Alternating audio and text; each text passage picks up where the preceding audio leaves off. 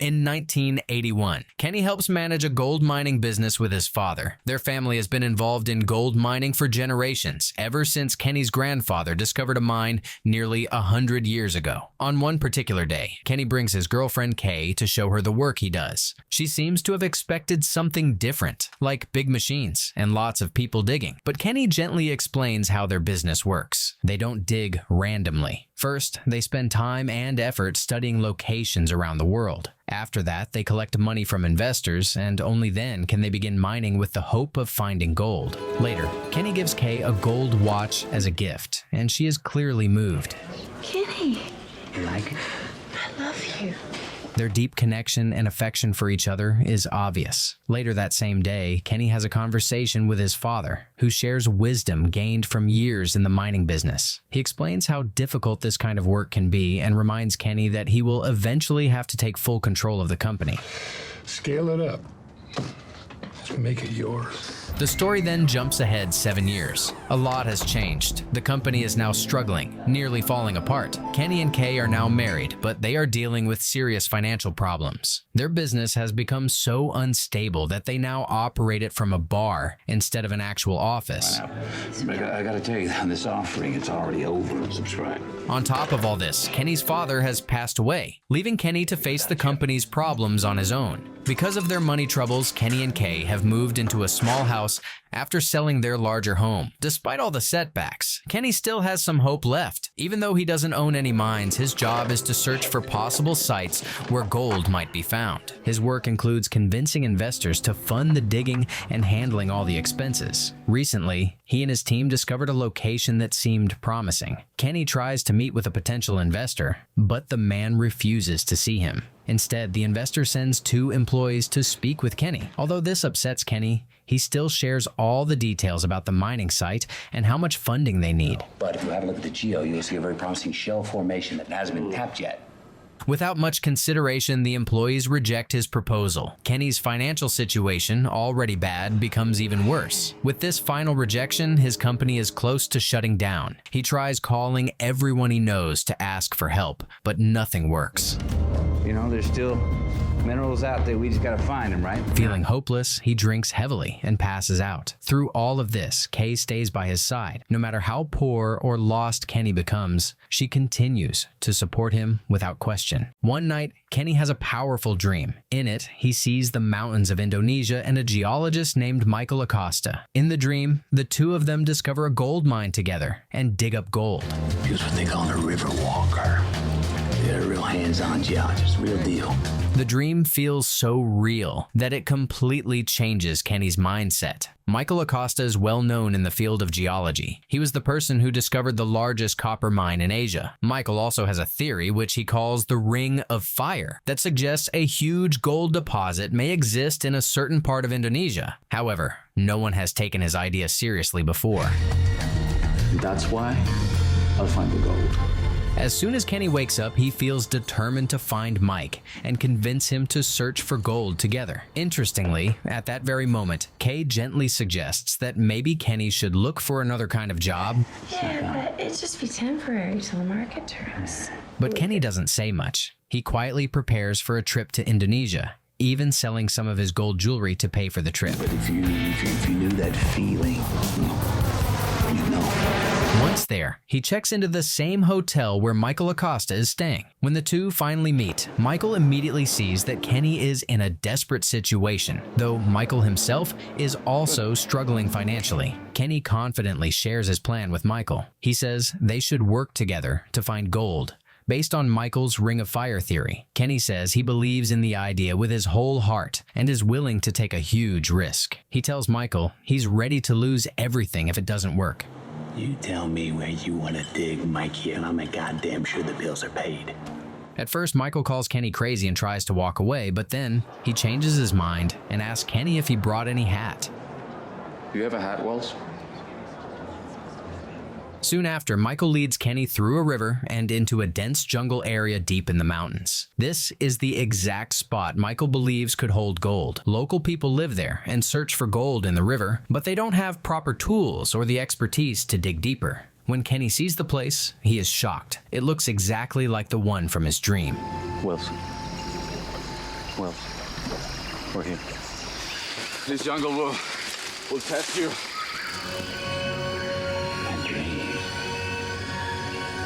The two men sit down to talk about what it will take to start mining. Michael warns Kenny that things in Indonesia are not like America. They will need official permissions, workers, and heavy machinery. He says there's a chance they might find nothing at all and lose everything. Still, he agrees to go forward. Kenny asks how much money they'll need to get started. Michael estimates around $750 to start with up to $1 million. $750 to start.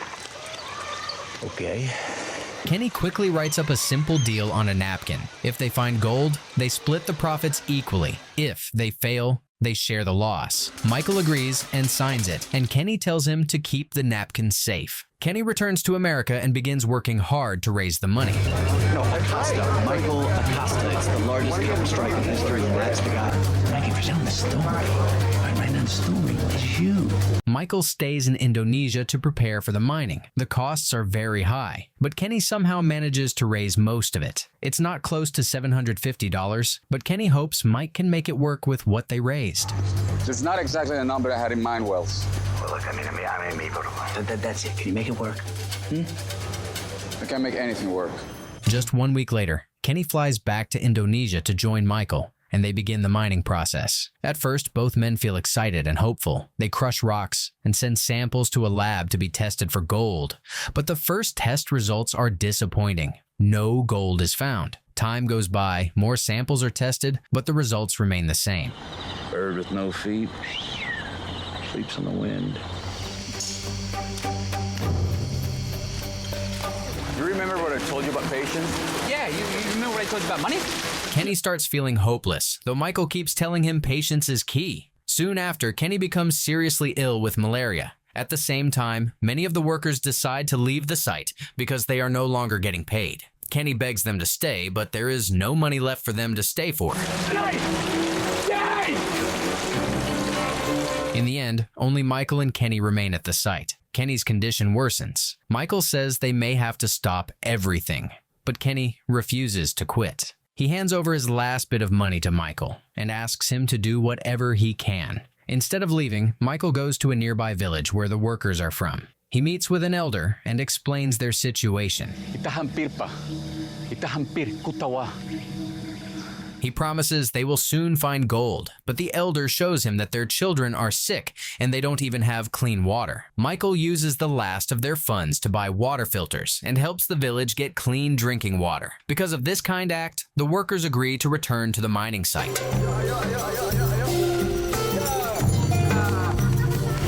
You know what?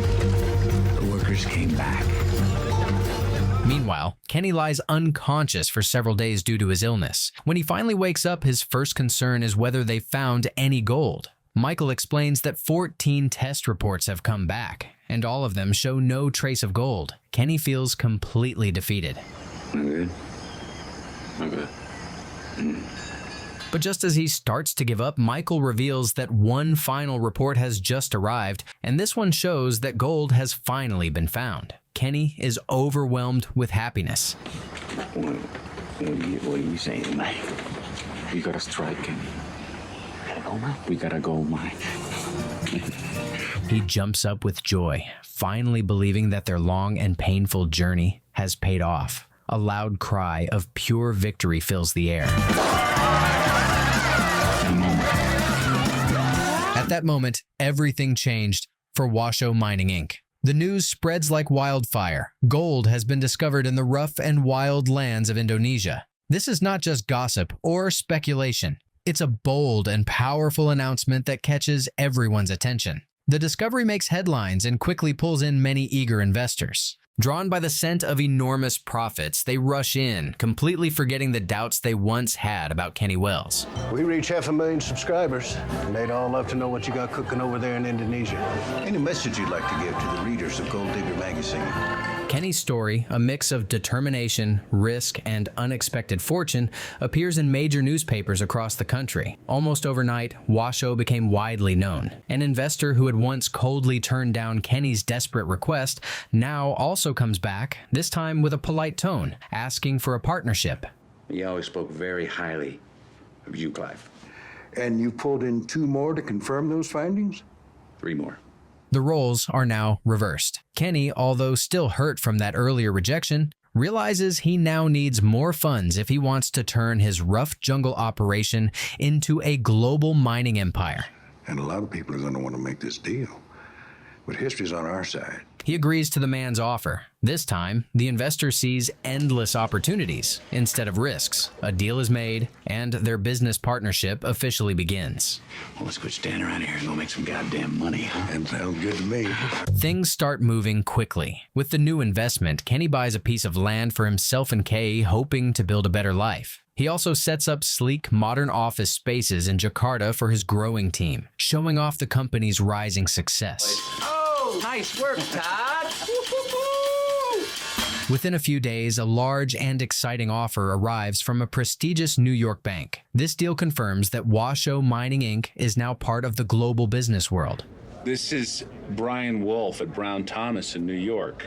Well, that sounds outstanding, Brian. And let me tell you something. I'm looking forward to it. Gold mining operations become even more intense. Kenny, calling from Indonesia, connects with Mike, and together they fly to New York City to meet powerful financial people on Wall Street. Now, if the numbers keep coming in good, the sky is the limit on this thing. There, a bank manager named Brian offers them a very attractive deal. The bank wants to buy a large portion of Washoe, especially the incredibly valuable gold mine. What exactly does that mean? I'd like you both to consider bringing on a strategic partner. Washoe has history. We've done a fairly thorough analysis of Washoe. But Kenny, still emotionally attached to the mine, something he earned through pain and persistence, firmly refuses. He believes this mine is his miracle, and he won't let anyone take a piece of it. I said no a second ago. You want to invest? We got the gold. We can talk about it. Brian doesn't argue loudly. Instead, he calmly explains that big investors need something real to believe in. He wants them to see the gold with their own eyes before they commit with their offer. Whoever needs to kick the tires on this thing, I would take them on a little trip up the river. Kenny, feeling confident about what they've found, agrees and welcomes them to visit. The following week, a group of cautious investors travels with Kenny to the Indonesian jungle. As soon as they see the actual gold glimmering in the dirt, all their questions vanish. Their uncertainty turns into belief. You boys want to see some gold. A few more like this, you can pay Wall Street. They decide to invest a massive $20 million in Washoe and also purchase shares. Washoe quickly rises to the top, becoming one of the most promising mining companies in the world. Kenny's dream is finally coming to life. To celebrate the incredible success, the company hosts a lavish party. But with this celebration comes the dark side of sudden wealth. Kay, who has been by Kenny's side from the beginning, watches from the sidelines, her heart heavy. She sees how the man she once loved is slowly changing. With power and money now surrounding him, Kenny becomes fascinated with a new woman named Rachel, who clearly only cares about riches. Rachel Hill. Giants fan. Rachel. So what do you do, Rachel Hill? And discover something that everybody wants. How does that feel? This public betrayal cuts Kay deeply. A heated argument follows where Kay shares the painful truth she sees. People around Kenny are only there for the money, and once it disappears, so will they. But Kenny, full of pride and blinded by his ego, lets her walk away without stopping her. Oh, great. Go ahead. Yeah. Pack your shit, run back to your shitty life, huh? You never believed in me, did you, Kay? This moment reveals what his success has truly cost him. In her place, Kenny chooses Rachel, not realizing she's only drawn to his wealth. As days pass, he continues spending money without care, falling deeper into a luxury lifestyle. Not long after, a new figure appears. Mark Hancock, a well-known and very powerful mining tycoon, arrives to meet Kenny. You know this son of a bitch here, he controls more gold than anybody on the goddamn planet. His company is one of the strongest in the industry, but Kenny, feeling proud of his own achievements, brushes off the meeting's first impression, and he doesn't take Hancock seriously.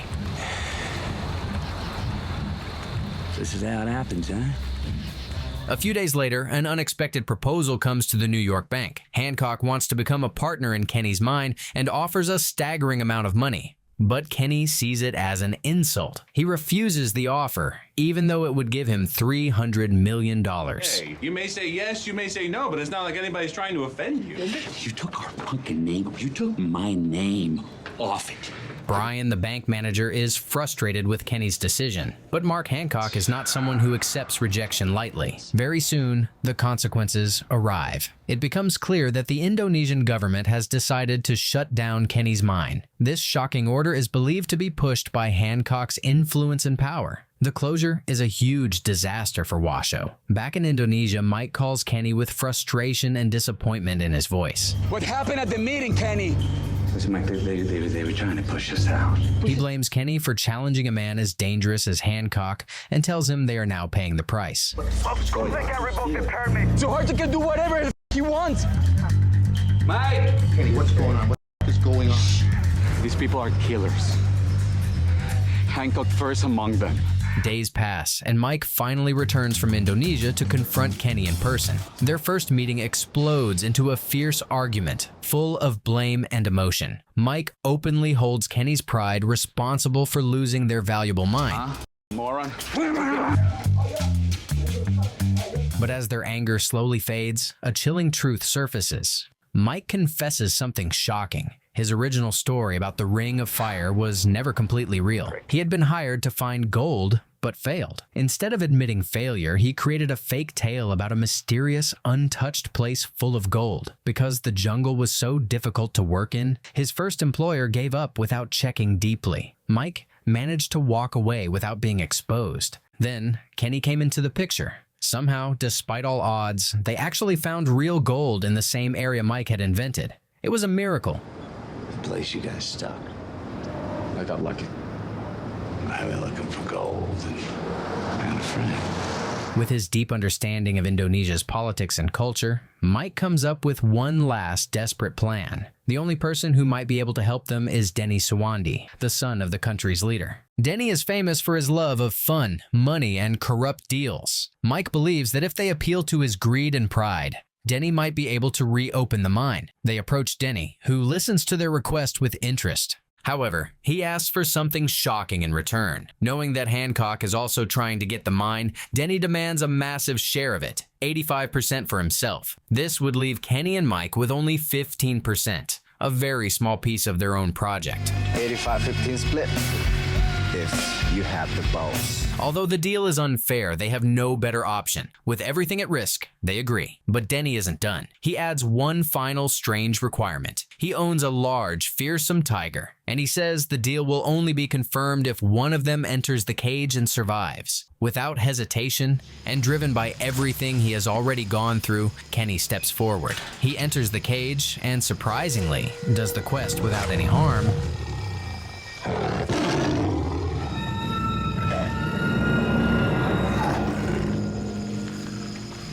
The risky and bizarre test is passed. Even though the price is enormous, they now have control of the mine again. Back in New York, as the bank reviews its records, a shocking discovery is made. Brian, the manager who once supported Kenny, is found to have secretly worked with Mark Hancock to shut down the mine. This betrayal gets him fired immediately. For Kenny and Washoe, with the mine under control again, things seem to be turning around. In a rare moment of reflection, Kenny decides to go back to Kay and try to fix their relationship. But when he finds her with another man, something inside him quietly breaks.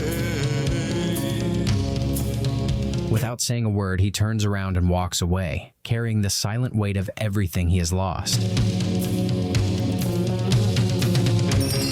A few days later, Kenny receives an invitation to speak at a well-known event celebrating his unexpected rise to success. Standing before a large audience, he gives a deeply emotional speech, speaking from the heart about his tough past and the unbelievable accomplishments he had made. His words carry raw honesty as he shares the pain, hope, and determination behind his journey. But as the applause begins to rise, Mike slips out of the room quietly and unnoticed. That moment becomes the last time Kenny ever sees him.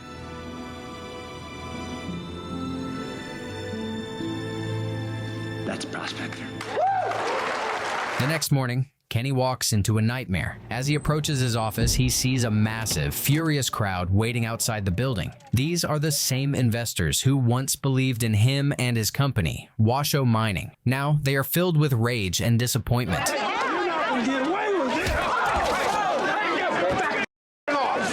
They yell cruel words, threats, and accusations. Their anger grows louder, and the situation feels like it could turn violent. Kenny pushes through the crowd, shaken and confused, and finally gets inside the office. But what he discovers inside is far worse than the chaos outside. The horrifying truth is revealed. All the gold they thought they had found wasn't actually from a deep underground mine. It was river gold, real gold, but placed there on purpose to fake a massive discovery. This gold had simply been planted, tricking everyone into thinking it was a valuable natural deposit. In reality, the company was unknowingly involved in a complicated scam. It is the oldest trick in the book. Oldest trick in the book. Everyone was fooled. We weren't fooled. We just didn't look. Kenny, who believed in the mine completely, had no idea. No one had questioned the reports or done a deep investigation because the excitement over potential wealth had blinded everyone. Right after this shocking discovery, a panicked phone call brings even worse news. Mike had just sold all of Washoe Mining's shares in the stock market. In a single move, the entire company collapsed. All the money vanished, and the truth of a carefully planned fraud became clear. How much? 164 million. What are we gonna do?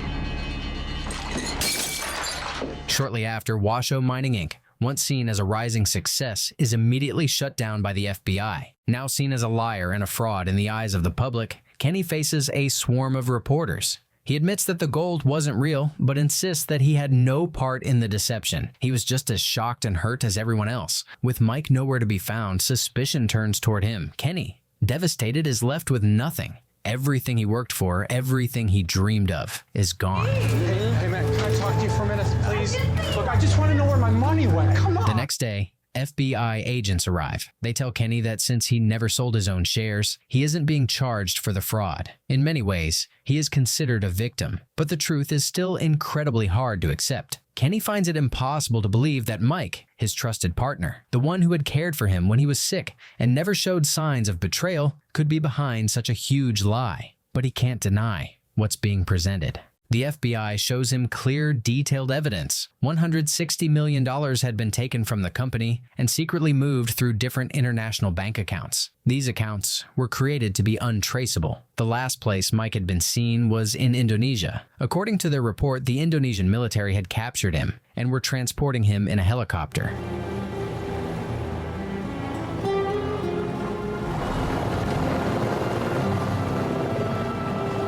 But during the flight, he was reportedly thrown out and killed. 1,000 feet up, over the Consana. Mike Acosta takes a header. Kenny, overwhelmed and heartbroken, refuses to believe this version of events. He insists that Mike faked his death, that he was clever enough to plan it all and disappear with the money. He is sure Mike did this to escape the world and hide forever. But the FBI shows him solid proof. A post-mortem report that confirms that Mike's body was found in the dense jungle by the military. Now, with no charges officially filed against him, Kenny is released. He leaves the situation crushed, both emotionally and financially. Everything he built is gone, and the only thing he has left is the painful memory of a broken friendship. Eventually, Kenny returns to Kay, the one person who had truly cared for him through everything.